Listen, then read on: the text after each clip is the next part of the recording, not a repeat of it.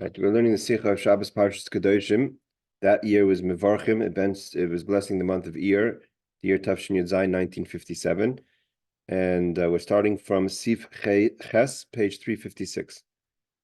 The Rebbe says like this: B'negei Mashiach, when it comes with regard to the Mashiach, Isa, it says that one of the qualifications for Mashiach is Shemoireach v'doyin, that he's going to be able to have through the sense of smell and judge through the sense of smell. He could, they say, I smell something fishy. It comes from that situation. I smell, so he's able to smell, but actually judge from it, not just to have intuition. The Rebbe says this is not just a side sign with regard to the Mashiach. One of the main things of Mashiach, and talks about it at length in different Hey Howard, in different Hasidic Mamarim, of the power of one of the signs of Mashiach, that he's going to be able to smell and judge. So the Rebbe says that's one of the main strengths of the Mashiach. Therefore, we find the Talmud teaches us in Sanhedrin, Shimon bar Kuziva. Shimon bar Kuziva, otherwise known as Bar Kochva, Hey Sharna, we're starting the Sicha from page 356, Seif Ches. We just started. So we're talking about the qualifications of Mashiach is that one of the qualifications of the Mashiach is that's brought down in the Rambam, that he's going to have the power to judge by the sense of smell. And the Rebbe says it's not just a side sign, it's one of the fundamental signs. And where do we see this? We see this in the Talmud. The Gemara Sanhedrin teaches us with regard to Shimon bar Koziva, known as Bar Kochva. Shafilu G'doyle, page 357. Atanoim Savru Shehu Hu Ze Shemitzapin Mavoi. It's brought down that even from the great sages, they were convinced that he is the person that they've been waiting for. You have to remember, then is only the Bar Kochva uprising, I believe, is about 70 years after the destruction of the Second Temple. So Rabbi Kiva, the Rebbe is not mentioning Rabbi Kiva by name, but I think Rabbi Kiva was one of the great sages that did believe in Bar Koziva, Bar Kochva. Be'alfa Pikain, nevertheless, when it came to actually testing to see if halachically he meets the qualifications of Mashiach, when they were boiching him, when they tested him, to see if he had what the Rambam says, the power, it's mentioned by Yeshaya Navi, by our prophet Isaiah, that told us what's going to be the qualifications of Mashiach. Does he have the power to judge by the sense of smell? And as soon as the rabbis noticed that he's lacking that ability, that's when they changed their mind, and they knew right away he was no longer, that it was a mistake, and he was not the Mashiach.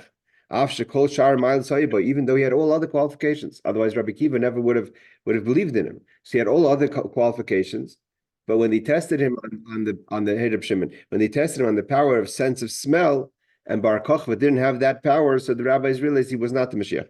On page 357, we're learning the Sicha of Shabbos Kedoshim Yud Zayin, and starting from Sif Ches, talking about one of the qualifications of Mashiach to be Marach v'doin, that he could smell, judge from the sense of smell. Bar Kochva did not have it, therefore they realized that he was not the Mashiach. Seemingly one has to understand. Why is this such an important qualification for the Mashiach? The Mashiach has the ability to have a sense of smell and to know, to judge based on that. And because Bar Kochva, he had different names. They changed his names according to, at the end he was called Bar Kuziva because he ended up going, he didn't go off the way, but he disappointed Hashem by believing in his own power.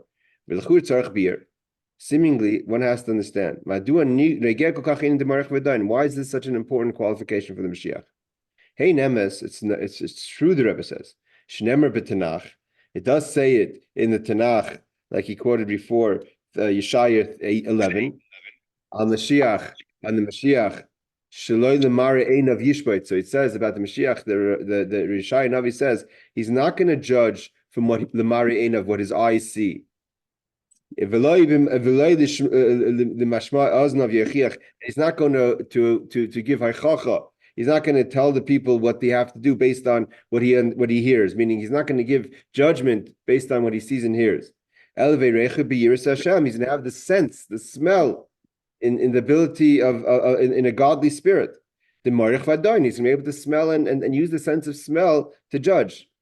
Again, I'm not to judge who or what? Well, in a simple way is if he's going to have to judge it's one of the things Mashiach is going to do is going to judge the Jewish people that are going to come in the times of Mashiach. There's going to be a moment of judgment for the whole world and a moment of judgment for the Jewish people as well. And there's going to be things that have to be judged at the time. Bar Kochba was a leader. So when they tested to see if he has the ability to judge with the sense of smell, and they saw he did not, which means that you could smell the situation. You know, when you walk in, it says about Shlomo Melech. Yeah, He didn't. but that's a judge. I thought with the Mashiach, everybody, all Jews were going to be like elevated. But why would some be judged But worse than? Why would there's there's going to be stages. There's many stages in the comings of Mashiach. The early days, the early days of Mashiach, there's going to be judgment. Everyone's going to have to answer. Even the Jewish people are going to have to answer for our shortcomings. Then we're going to be elevated. It's going to be a process. Everything's a process. Where does this thing? What is the source for that? The Rambam goes into there's the Rambam discusses at length the different stages of Mashiach, of when Mashiach's a vadai, when it's qualified. And what publication of the in the Yad Chazakah we have two places the Rambam talks about Mashiach at length. One top part is in Hilchos Tshuva, in the laws of repentance, and also the end of the last final 4 chapters of the Yad Chazakah. If you go into any of the online Sefaria, you could go to the end of the Rambam, the last 4 chapters. So the Rambam was the source that because it's not in the Torah. Yeah, it is. The Marach Medain is brought down in Yeshaya. That's what he's quoting. He just quoted a verse in Yeshaya. The Yeshaya says he's not going to judge from his eyes or his ears. He's going to judge from the sense of smell. That's a verse in Yeshaya. But it doesn't go into details like where you're saying the Rambam does. No, he doesn't go into details of what he's going to be judging, but what's going to happen. But he goes into that. He talks about his abilities to judge. So he talks about him as a judge, and he says he's not going to judge with his eyes or his ears. He's going to judge through his sense of smell. In Chassidus, the Rebbe explains that the idea of judging in the sense of smell means that the Mashiach is going to see a person not for what they project, but what's going on inside. A lot of times when we judge, all we could judge is what the person's done. But the Rambam is going to be able to know what led a person, unfortunately, to that situation. Meaning, the Mashiach is going to know what led the person. He's going to know the full story, which is judgment out of compassion. But let's see how the Rebbe explains it. But doesn't every? I mean, we all have probably individual smells, but it's not. It's probably something you're born with. It's not something. No. This is a not natural sense that the Mashiach is going to have. That's why he has it, and that's why Bar Kochba. You have to say this is the Gemara in Sanhedrin who talks about it also. The Gemara in Sanhedrin talks about it. The Gemara in Sanhedrin talks about at length that the Rebbe goes into in detail that Bar Kochba had the qualifications of Mashiach. He met a lot of the qualifications, and that's why Rabbi Kiva would carry his weapons or his kalim, whatever it was. He was carrying his armor as a sign of respect for the Mashiach. We're talking about Rabbi Kiva here. It's the end of his life. He was already 120 something years old at that time, and here comes Rabbi Kiva, and he's respecting he's treating Bar Kochba as the Mashiach. But the rabbis then checked other things to see if he qualified. One of them was this idea: can he judge through the sense of smell? When he couldn't, they realized he was not a Mashiach. And the Rebbe goes into, and the Rebbe explains. He says, "Wasn't that Rabbi Kiva was mistaken?" There's this the Rambam talks. What was the test of Bar Kochba? They asked him, "Can you smell?" They asked him that, or no? They brought they in tried front of to test it, or they what? tested him. They tested him. You could learn it. We're going to learn it soon in our class in Sanhedrin. The Gemara goes into Sanhedrin at length, but they presented a case in front of him where the only way for him to judge it would be through sense of smell. So he says like this. So the Rebbe's asking, why is it so important? Why is this such important? I mean, we know we say that Yeshaya mentions it. The Gemara tells us about it. But why is it so? Why is it an ikar? Why is it a fundamental point? With that qualification, even if he has all the other qualifications, like seemingly Bar Kochba had. It's nothing. You know, he's a nice guy. He could be a very good person, but it doesn't mean he's the Mashiach. We find, the Rebbe says, Sanhedrin Yoshua Lishkas Hagazis. Where did the Sanhedrin Agdoila sit? It means the Sanhedrin of 71 sat in the Lishkas Hagazis, which is this part of the Beis Hamikdash, which was designated. There's two parts. There's two Sanhedrin. There's two Bezdins that sat in the Beis Hamikdash, but the one of 71 sat in a room that was half temple and half chol, and they sat in the common part of the temple, which is called the Lishkas Hagazis. But Danu Dinim Lemare name V'Mashme's name. That's what they did all day. They judged cases that were brought to them eventually, according to the system of what cases gets brought to the Sanhedrin, based on what they saw and what they heard, meaning based on the rules of Torah. Now you have two witnesses, all the rules of what in what and how a judge, what qualifies and how a judge judges a situation. They judge. So we had judges. It wasn't like we're lacking judgment. The alpha became and that's considered a true judgment. No one's questioning the judgments of the Sanhedrin. And what did they use to judge? They used their eyes and their ears. What does it say about David HaMelech? That there's a concept of avaya imoi. What's avaya imoi? There's a concept of siyata d'shmaya. God is with the judge. God gives the intuition and the spirit that the judge should know the judgments. Famous story of the I think it was the Noda B'Yehuda, that they also wanted to test him before he became the Rav of the city of Prague. Prague being a very, very, very difficult city to be a Rav in, and for some reason every Rav wanted to be the Rav in Prague. They were a very hard community, and they made the Noda B'Yehuda crazy, and they kept on bringing different cases to him to try to see if he knew how to judge it. And one case he didn't know, and then he realized that it was a fake case. Why? Because he said that if it was a real case, he would know what to say. Why? Because there's a concept that we accept of avaya imai, that the God is with them. Shalacha kamaisim, the law is with the Sanhedrin. So why is it so important to have this extra qualification for the Mashiach? As they ruled, as the Sanhedrin ruled in the Lishkas Hagazis, God accepted their ruling. We know that God says, let's go here. What's the ruling of the Bezdin? There's a system. God created a system, and the system is based on the Bezdin and the Sanhedrin. So what's wrong with that? Why do we need a Mashiach has to have this qualification of Marach V'Dain? Name. But what did they use? What tools did they use to come to these conclusions, to these judgments? And on the whole system, that's what we have in Masechta Sanhedrin, is they had what they heard and what they saw. That's it. So why is it so important? The Mashiach has to judge based on the sense of smell. Well, the idea is like this. Isa b'Zohar, the Zohar teaches, we know that one of the reasons we smell psamim on Motzei Shabbos is because through the sense of smell, it goes very deep into the person and it reaches the soul. So it says in the Zohar, when the person smells through their nostrils, that reaches the essence of life. Where do we know? Where did the two sons of Aaron, where did the fire go in? It went in through their nostrils. There's two levels of the sense of smell. The two different nostrils. There's two holes, right? There's the right and the left. Pardashka, the Lashon HaZohar. It's called the Pardashka. Shebechaitam. Hanekef hayamini, the right nostril. Vanekev hasmoili, in the left nostril. Vanekev hasmoili, and the left nostril seemingly should be lower, because by us in Torah, right is always over left, chesed over gvura. Hu etzem chayis mamish. But in this case, when it comes to the nostrils, the essence of the power of where the essence of the person reaches is through the left nostril. This is an idea that's brought down. I'm not exactly sure why. I've seen it many times in Chassidus about the power of the left nostril. And this is Mashiach's sense. His sense is in the power of the left nostril. This is what the Zohar says. And the Chassidus explaining what the Zohar says. The difference between the two nostrils, between the smell of the sacrifices, right? We talk about reach nichoyach laHashem, shehem bechinas nekav hayamini. The korban inspires the smell through the right nostril. The reach hakatoris, for the katoris sacrifice of the senses, not just on any day, but specifically the highest level of sacrifice on the 10th on the Yom Kippur, when they do the Ktaris and the fly lufnim in the Holy of Holies, that reaches Bechinas Nekav Hasmoili, that is the left nostril. So that's the Chassidus explains how it is. Everything has to come down to avoda. Whether we understand exactly what that is something else, but that's the way it is. We didn't have avoda. What's this mean in service?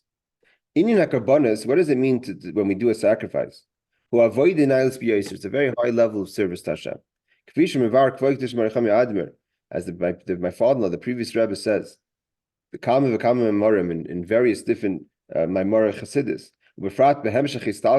and specifically when the Rebbe talks about the last final Maimor, the previous Rebbe gave out the set of Maimorim known as Basi Lagani, And in those Maimarim, the Friedrich Rebbe talks a lot about the power and the importance of the carbon. About the great power of the carbon of the sacrifice, that it's pre-quotes the Zohar that says Razati Karbana, the secret, so to say, of the carbon of the sacrifice, Ola Drazadein so goes up to the secret of the infinite. Okay. The carbon is Heminyanim Kir Vakoiches Vachushim. What does it mean, the word carbon? Carbon means from the word Kirav, close, that it brings close the strengths and the chushim, the senses. It means the senses of a person are more very, very sensitive. So to bring close your senses and strengths to Hashem, it happens through the carbon. But as great as a carbon is, it's not as great as the Ketoris. Specifically the Ketoris of Yom Kippur. That ceremony of the Ketoris done in the Holy of Holies was only done once a year. Not only that, the actual kind of the materials used for the spices used for the Ketoris was much more refined than the ones used on a regular day when you did the Ketoris daily. But the actual spices themselves were daka min daka, very, very refined. What is the difference between how we become close to Hashem through the carbon, which we said before is bringing your strengths and your senses close to Hashem, and the Ketoris? When it comes to karbanas, there's of course many limitations. First of all, it has to be a certain kind of animal. Number one, it has to be a kosher animal. Tahar means a kosher animal, a pure animal. When it comes to a kosher animal, it has to be from a domestic animal, not from a wild animal. It means you can't do a deer, etc. Even when it comes to a domestic animal, there's other kind of agbalas, which Rebbe doesn't go into, but we have all the laws of what qualifies a specific animal, age, blemishes, etc., that qualifies an animal to be used for a sacrifice. When it comes to the Ketorah sacrifice, it doesn't have so much of these limitations. They could also be from impure senses.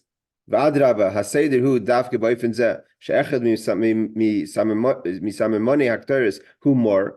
them is mar, shu mean tame. It comes from a kind of it's an extract of a kind of impure animal, and nevertheless it's used in the karbanas, in the carbon ketoras. It means that and we take the mar, the bitterness which comes from a non. It's an extract of a non-kosher being, and we have to turn it now into something holy because it's used as a ketoris, which is a holy sacrifice. And now the Rebbe says, what's the power of marich v'dain? What is judging? When fundamentally we've learned this many times in our classes about the importance of not judging. And judgment is we by definition you judge a person for doing what they're doing is right or wrong. So therefore, when it comes to if a carbon is connected to a higher level, to the more base domestic level, there's all these qualifications. It has to be kosher. Like when you judge something, are you good or bad? But when it comes to the ketoris, which is through the sense of the smell, so then you even have non-kosher things that are part of the makeup of it. It says this is the idea of that Mashiach has the power to judge to the sense of smell. Like the left side. The reach haketoris is the smell of the ketoras. Even something that's impure. You're able to elevate it to holiness. The power of the judge of the Mashiach is not just to tell us who's good people, but to find what's bad, and in the bad to elevate that and transform that. And he explains it. And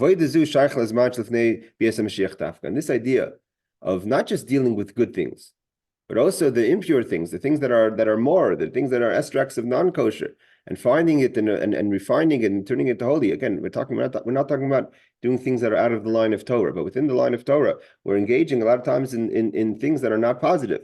But to be a person that's a rabbi or a leader, a community leader, or a person who's outreach to someone who's only to the positive people, right? Then that's a carbon. But you want to deal with sometimes there's things that are beyond that and try to find holiness in that and transform that, which is the idea of Kedoshim. So he says that's the idea of Mashiach. And the Rebbe says, this service, this is connected to the times leading up to Mashiach. Now the Rebbe is going to explain what he's talking about. In the earlier generations, it wasn't. We don't find what's going on today. So many people engaging people to tshuva. We don't find that. Then there was certain people. Who does it say about that? I forgot one of the great sages. It says about the. It's not Rebbe Sicho Kedoshim. I forgot who it says. One of the great Rishonim who ran around Spain putting on tefillin with people. But B'daris Rishonim, it wasn't a common thing. It's a thing that we spoke about of a person once in 1,000 years. B'daris Rishonim it wasn't such an avodah that people were looking to find to bring people back to holiness. A person just went according to you went to engage in let's say things in the world, and you mirvara them, you refined them. What does it mean? You took food, and when it was kosher, you made a bracha. You built you took materials, you built a shul. You built a house and made it a kosher house, a pure house, right? So you took the material things of the world, the klipas nogas of the world, and elevated to holiness. That's avodah birurim. That's the refinement.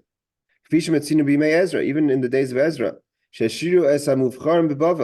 what did Ezra do? He left the best people in Bavel. They stayed in Bavel. The kivin shaya adayin daizman hayechem levar fanander kleiben zich besedim sudebagbala. That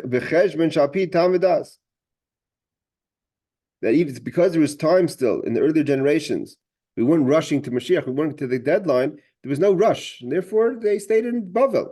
I'm not sure the connection there, but they stayed in Bavel.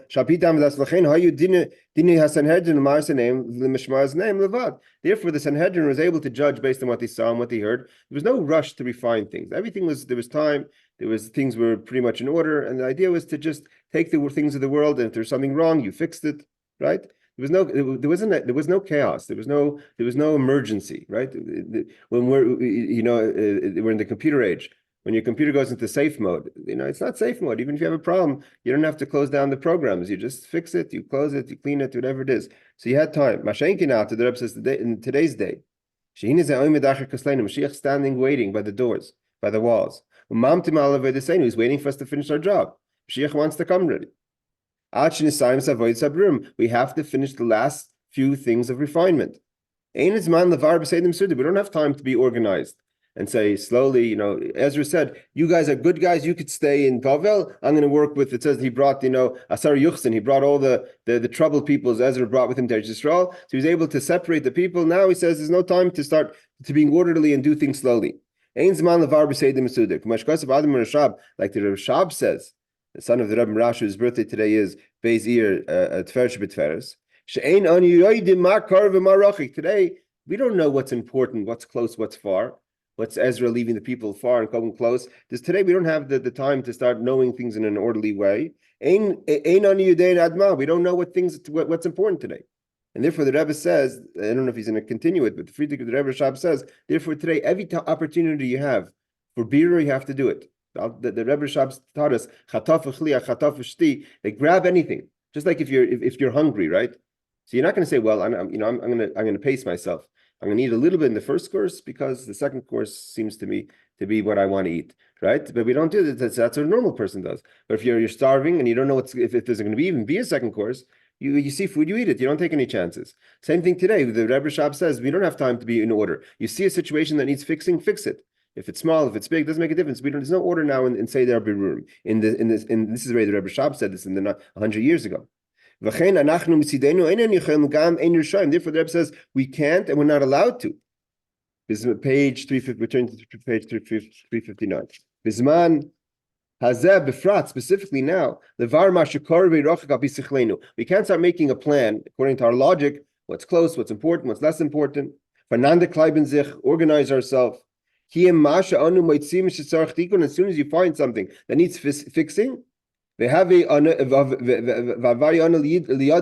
God brought it to your hands, that it's brought it to your attention that this needs fixing. It's not like you have a house, right? Okay, I'll get there. It's not the most important thing right now. I'm painting. When it comes, I'll tighten the screws of the chair, right? We have to use tremendous energies without any calculations. Someone needs help. Someone needs support. Someone needs you to listen to you. You want to teach someone, right? I don't know. I have more important people to deal with now. I can be more effective if I go to this place. I can be more effective. These are just a few people. What am I going to spend time with a few people? I can be much more effective with a large group of people. We don't have time for all that stuff now. You have an opportunity to affect someone, to inspire someone, to help someone, to hug someone, whatever it is, to do in each one in their avodas berurim. If God presented it to you, then you have to deal with it. The Rebbe says now is not a time for calculations. The person says, "Well, this is not my thing. I don't do this. I don't put on film with people. I'm not going to talk to this woman and inspire her to put on Shabbos candles, to light Shabbos candles. I do something. I have more important or whatever. I'm better at something else." Why? The person says it's not my thing. I'm a very talented, qualified person. Let someone who's less talented and can't do other more important things do this thing, and I'll take care of the important things. The Rebbe says that doesn't work like that. Right? The Nesiim did that. The princes did that when it came to donating money to the temple, to the tabernacle. They said, let the Jews bring, and we'll cover the balance. My thing is to deal with more important things. The law is, if you find a lost article in a cemetery, a person may say, "What do you mean? I'm a high priest. You want me to go into the cemetery to get impure, mixed with people, and have to dance and sit there and sing up Kazakh because that's what the people understand? Yeah, I'm a kohen gadol. You want me to go to the Beis HaKvaris? I'm an older, respected. It's beneath me. I'm an older guy with a white beard. It's not respectful for me. Let one of the young bachram do it." The Rebbe says from here the message is Sha'atu Isman Avodas HaKtoros. We're talking about the Avodah of Ketoros. The Kohen Gadol himself takes the non-kosher spice of mar, and he goes and engages it to make it holy, to transform it. Victoria Gufa, the Rebbe says when it comes to Ketoros, Yesh Namalas HaKetoros Yom Kippurim, Shidak Min Adaka. When it comes to Yom Kippurim, we find that it's the most refined of the spices. The after a whole year that one engages in refinement. What is the daka min hadaka? Daka means you have to make it refined. And when you do another chopping or make it even more thinner, you thin it out even more. It means after you refine something, you have to do a second refining. So what does that mean? So before Yom Kippur. But there's basically one idea. The point is, the Rebbe says he doesn't go into explain what's the Bir Sheni. Bir Sheni means that a person working on themselves, let's say. So throughout the year, you've been engaging in things to refine it. Comes the Erev Yom Kippur, you're about to go to Shul and Kol Nidre. You're about to say to the Ne'ilah. So Erev Yom Kippur, you have to do a second refining of all the things that you've engaged in the world to try to elevate it a little more. Maybe some things that you've done, you could have done a little better, or maybe whatever, you haven't completed it. So within yourself, you find the completion to get it even more refined, refine yourself a bit more. But the Rebbe says it's all the same point. The point is that the idea of Ketoros is one idea. To refine without calculations. But the Rebbe's point is this: you have to remember, the Rebbe's talking in 1957. The Rebbe is inspiring his Hasidim that I'm going to want to be a Rosh Hashiva. I could get a job as a chief rabbi somewhere. You want to send me as a shliach to a city? I'm going to have to go engage with students and engage with people that are in the Beis HaKvaris in the spiritual cemetery. That's beneath me. Let some young guy do that. I spent 10 years studying. Right? So the Rebbe says no cheshbenis today. Afilu min atamei. The Mar was part of all the Ketoros. Mar, I think it was I'm not sure, I have to study it a bit. It's an abstract of an animal that wasn't kosher that was used as a perfume, a spice. The Rebbe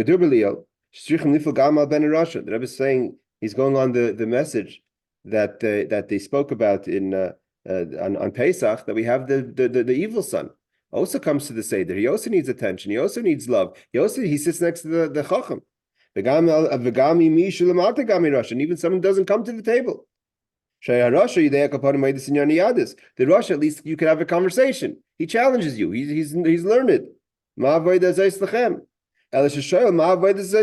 this thing that you're doing? I know what you're doing. I know the laws. It's not for me. So you tell him how you inspire him.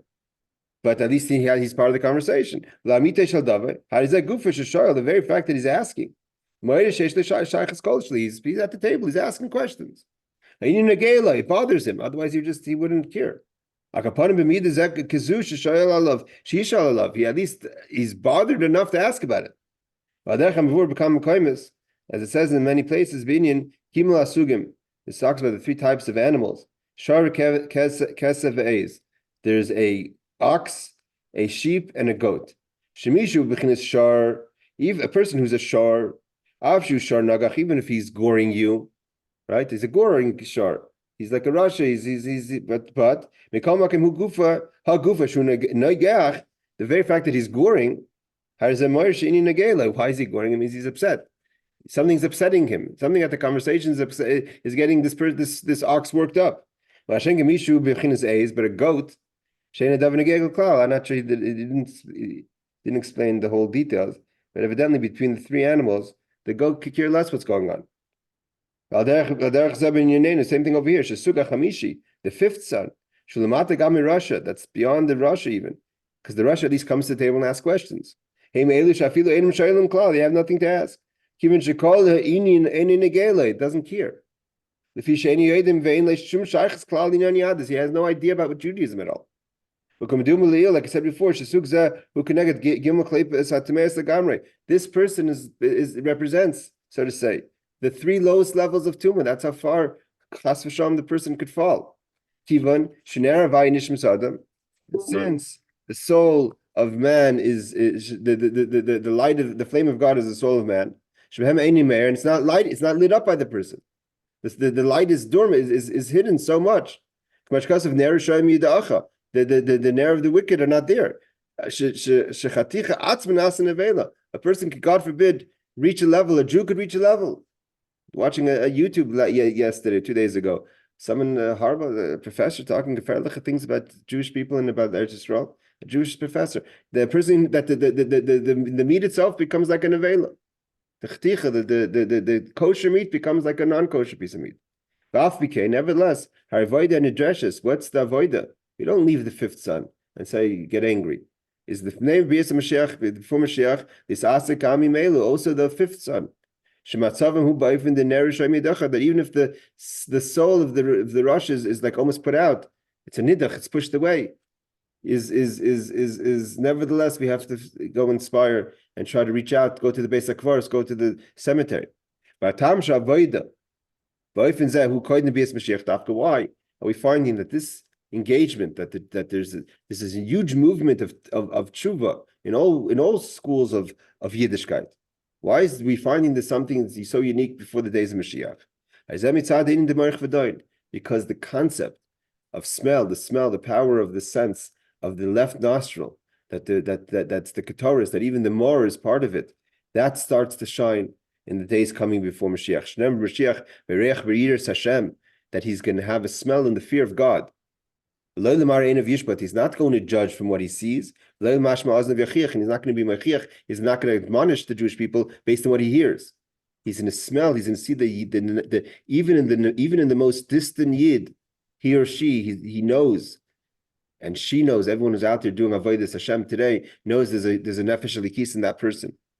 What does it mean based on what you see and what you hear? Heim hagbal, that's all limitations. What do you want from me? That's what I've been told, right? Mashiach is not going to need to see something or hear something to know that person, that there's holiness there. It's not because, okay, I see holiness. Like it says, the land that God's watching. The Rebbe uses this interesting. The Rebbe says that because it comes to Eretz, when he talks about Eretz Yisrael, he says that's the land where God it says that God's eyes are paying attention. That's if you're talking about the eyes. This land is more important than that land. The Rebbe says Faratz the Yam V'Kedma, anywhere. Lishum Agbal, so without any limitations. So therefore, when it comes to our preparations to bring the Mashiach,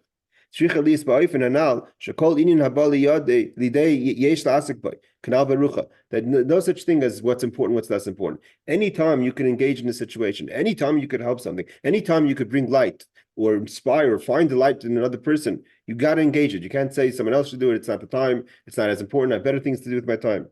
This is the reason why the later Rebbeim,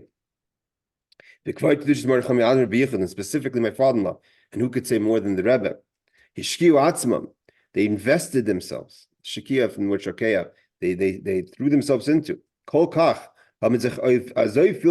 they so much applied themselves. And they put in effort. To be effective with all the Jewish people, not just with the few Chassidim. Even with simple people and in simple manners, right? I have to go and do a community golf course, so I could have an opportunity to engage someone in a conversation. And to learn with them aleph beis, simple aleph beis, kipshute, not just aleph beis in a mystical way. Pasha teacher yid aleph beis. So how was this reaching out to everybody and the least important or the furthest away? How was all that related to the smelling the left nostril and Mashiach? Because the nostrils was the idea of the smell is part of the Ketores, and in the Ketores, the Rebbe was saying the Ketores had impure things. So you would think if the Ketores is so holy, it would have to be the most special spices, and when it comes to carbon, they have to be kosher, this, that, and that has to be a domestic animal, not a wild animal. But when it comes to the Ketores, you would think it'd have to be even more important elements that are part of the Ketores, and on the contrary, that the parts of the Ketores are made up of non-kosher sources of spices that come from animals. Yeah, well, how is that related to judging people by their smell? He hasn't. The Rebbe hasn't gone into the idea of judging. The Rebbe is going into the judging as in a way of engaging. But when you judge someone, by definition, you're engaging with that person by judging that person. So the Rebbe is saying is that the engaging that you have with the person is not just the person that you could engage in a way of what you hear and what you see, but even a situation that requires the smell. The power of the smell is that the smell represents the ability for you to engage a person, even if they're not in an appropriate situation. In judging, again, is either yes or no. It's what we see, what we don't, what we hear. We don't see the inside. So if you look at a person, I'll give you an example. You look at a person who could be screaming things that are very, very anti-Hashem, very anti-Jewish. So if you're going to look at and hear, you can say this person's horrible, right? Because that's what you hear and see. All the person's been writing and saying and promoting and campaigning is anti-Jewish and hurtful to God and Judaism. Mashiach says, fine, I hear that you're saying that. You're right. That's what you see and that's what you hear. But are you smelling that in that person's also a soul? There's a yid hidden in that person. It may be so hidden that the fire's out, but try to find that fire in that person. Means that if you just what you see, because today what's happening, a lot of the frustration that we're feeling in what's happening, it's not just between the Jews and the Gentiles. A lot of the negativity is coming from Jewish people themselves. And so you look at this and say, how does it, so what you see and what you hear. Right, you're getting very, very offended. But Mashiach is going deeper. Mashiach says, but there's a yid in this person. There's a soul here. There's holiness here. Even if the holiness is now manifest in such a form that's impure. Right now, it's an impure extract. But nevertheless, if you could find holiness there as well. And that's the power of Mashiach. And Mashiach so when the Rebbe sent out shluchim to places, there wasn't like everyone. There wasn't a flower parade welcoming Chabad to go to campuses, to go to places. A lot of people were upset. Even my father came to see how people are upset. What are you doing here? We have a shul. We're fine. We don't need you. But the fact is, there's a lot of people out there that don't know they're Jewish. There's the fifth son. There's people don't even know what to ask. And so it doesn't have to be that they're saying negative things, but what you see and what you hear, they're not part of the community. So the Rebbe says, no, that's the power of the smell. The power of the smell is the power to go even deeper than what's on the surface. So the Rebbe says like this, and then it wasn't enough that the Rebbes themselves saw that. The Rebbe wanted that when you teach them an aleph beis,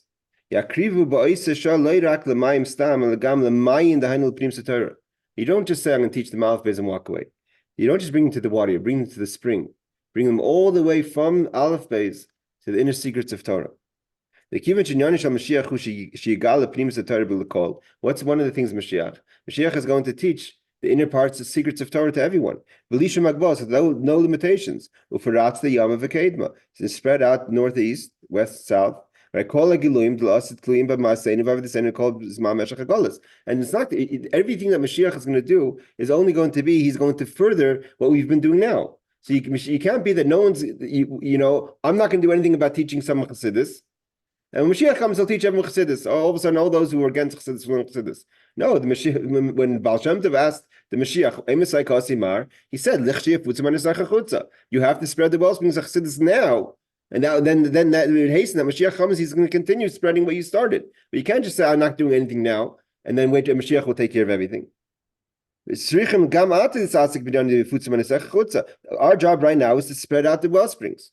First, get it out into your own chutz, outside of yourself as well. And the person should make calculations. This person I can learn this with. This person I can learn this with. Of course, if you find someone that you could teach and you could educate, you have a lot of limitations, a lot of things that can hold you back, that are logical reasons to hold you back. That will bring that will hasten the coming of Mashiach, like the Mashiach told about Shem Tov. And then after this, the Rebbe said to sing the song Neyez Rosher Chlapsi. Trying to finish off. The Rebbe continues in the Fabrengen about the banking, the how much we're going to miss, the times of challenge. And I think that's pretty much finishes up.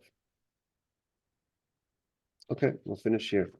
All right, everyone. Today again, the birthday of the Rebbe Marash. Maybe be a Me'el Tzioisher for everyone. L'chatchila Rebbe, that was his message over the top. So maybe a glorious Shabbos and a good Chodesh to everyone. Take care. Laila Tov.